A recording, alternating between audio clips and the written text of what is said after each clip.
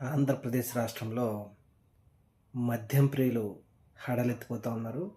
ముఖ్యంగా రాష్ట్రంలో నకిలీ మద్యం మాఫియా బయటపడటంతో రాష్ట్రంలో ఆ చివరి నుంచి ఈ చివరి వరకు మద్యం షాపులన్నిటికీ ఈ నకిలీ మద్యం సరఫరా చేసినట్టుగా తెలుస్తూ ఉంది.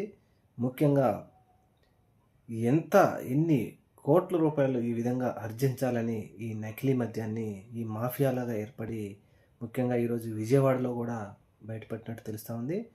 తెనాలిలో కూడా ఈ నకిలీ మద్యం ఆనవాళ్ళు ఉన్నట్లుగా తెలుస్తూ ఉన్నాయి.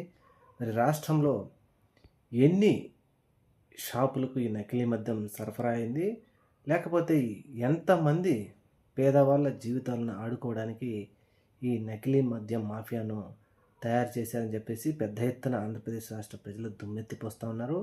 అయితే ప్రభుత్వం మాత్రం ఈ విషయాన్ని లైట్ తీసుకొని వైఎస్ఆర్సీపీ వాళ్ళ మీదకి తోస్తూ ఉంది.